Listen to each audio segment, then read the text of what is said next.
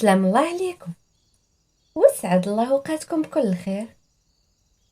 قبل ما نبداو نصليو على نبي العدنان عليه افضل الصلاه والسلام. كان حتى كان في قديم الزمان في واحد البلاد بعيده، كان السي علي شيخ القبيله، مزوج وعنده 3 ديال الولاد. كان راجل معقول وطيب وكل شي كيدير ليه الحساب، وكان لاباس عليه بخيره. مشات ايام وجات ايام، السي علي بغى يتزوج المرة الثانية، ولكن كان خايف يصارح مرته وخايف من ردة الفعل ديالها. قال يسول واحد من صحابه ربما يعطيه شي حل. ملي تلاقى معاه قال لي ها شنو كاين وها شنو كاين. راه المرا ولات هاملاني بزاف وما بقاتش كاع داياها في راسها.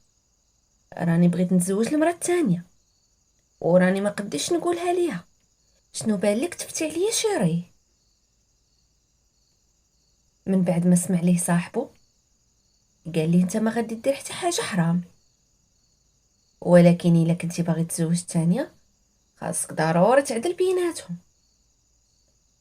ومادام قررتي تتزوج راني كنعرف واحد السيد شيخ القبيله اللي جنبنا، عنده واحد البنت كتفسم بالزين.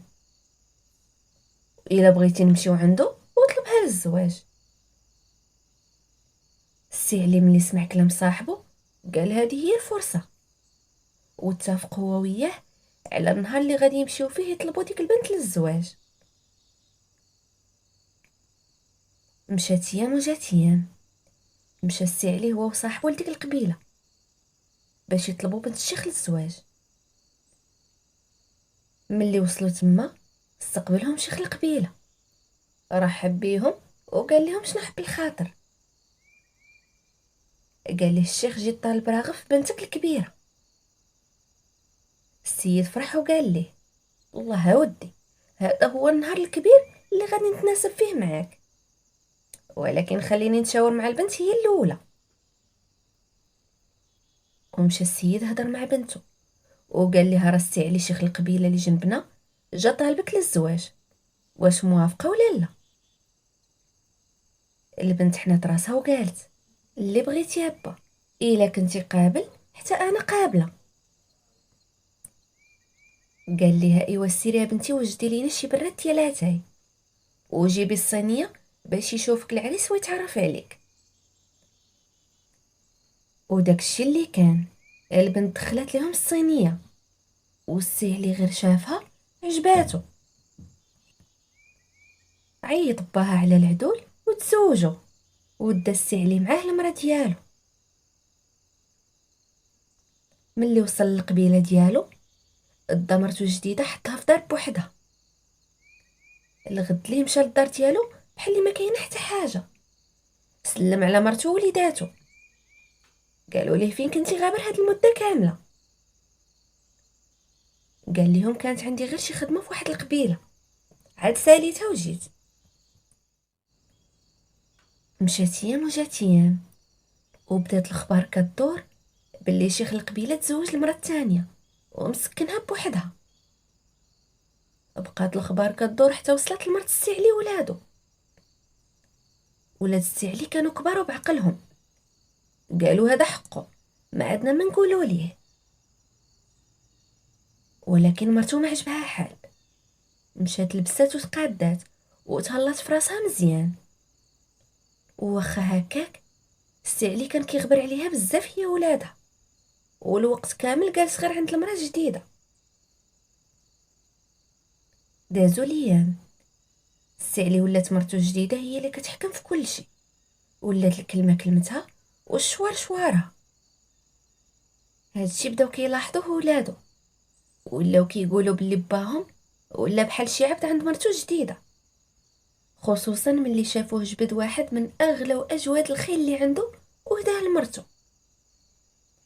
وبزاد كملها خدا 100 ناقه وهداها لبات مرتو.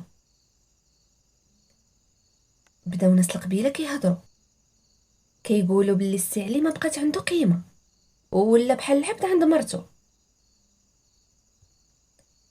هنا ولاد السعلي ما عجبهم حال، حيت باهم كان راجل عنده كلمة وقيمة في القبيلة، وكانوا كاع الناس كيديروا بحسابه. ولكن من نهار تزوج بهاد المرأة هزيتي راجل وحطيتي راجل. قالوا باين هاد المرأة اللي تزوج بيها غادي تكون كتسحر ليه. تجمعوا مع بعضياتهم وبقاو كيفكروا شنو غادي يديروا.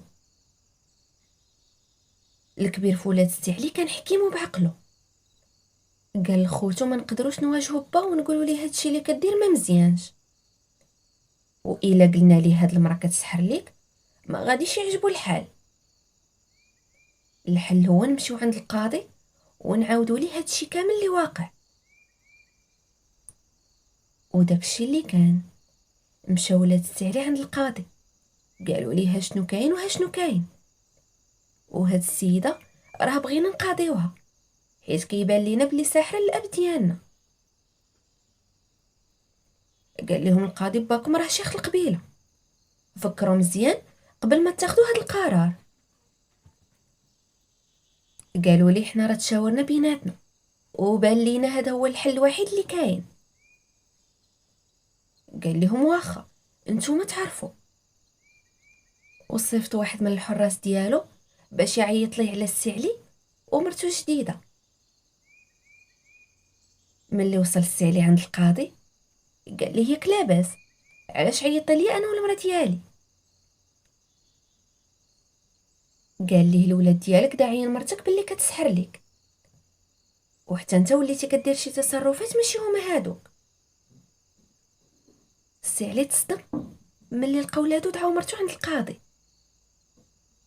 دار شاف فيهم وحتى واحد فيهم ما قدر يهز عينيه فيه.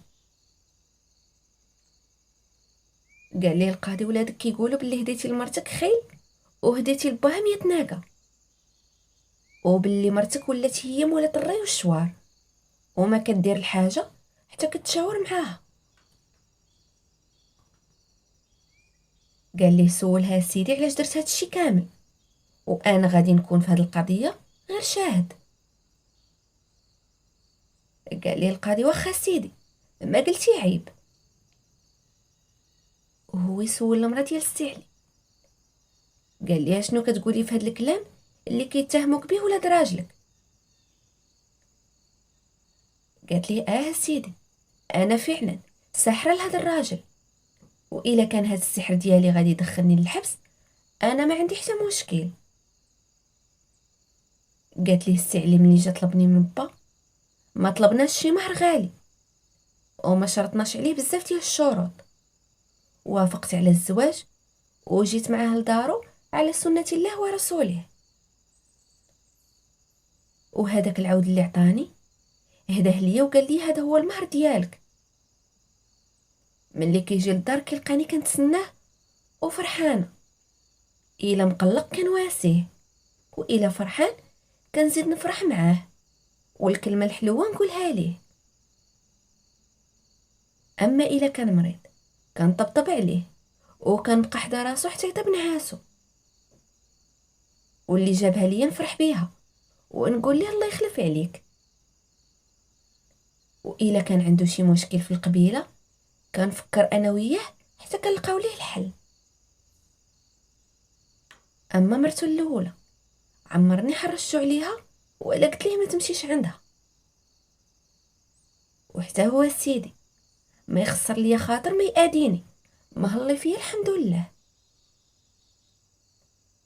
ايوا السي القاضي شنو بان ليك، واش هذا سحر ولا لا؟ القاضي ملي سمع هاد الكلام قال لها فعلا هذا هو السحر والا فالا، الله يكمل عليكم بالخير، انا ما عندي باش نحكم عليكم. ولاد السعلي ملي سمعوا هاد الكلام حضروا راسهم وعرفوا راسهم تسرعوا وغلطوا، طلبوا السماحه من باهم المرا ديالو، وحتى من القاضي طلبوا منه السماحه حيت ضيعوا عليه وقته. هنا السعلي فهم باللي السبب في هادشي كامل هو الاهمال ديالو لمرتو ووليداتو.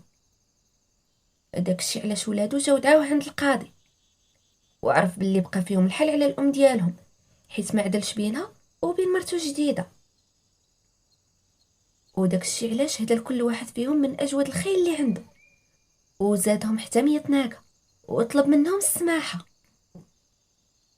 مشى للسوق شرى لمرتو الاولى الذهب والجوهر، مشى عندها طيب بخاطرها وطلب منها حتى هي السماحه. قال ليها سمحي لي على كاع داكشي اللي فات، ومن هاد النهار غادي نبدا نعدل بيناتكم.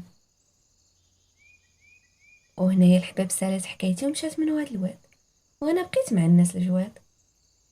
وكيف العاده الى عجبكم الفيديو ديروا جيم وخليو شي تعليق زوين، وإلا عجبتكم القناه ديروا اشتراك وفعلوا زر الجرس باش يوصلكم كل جديد.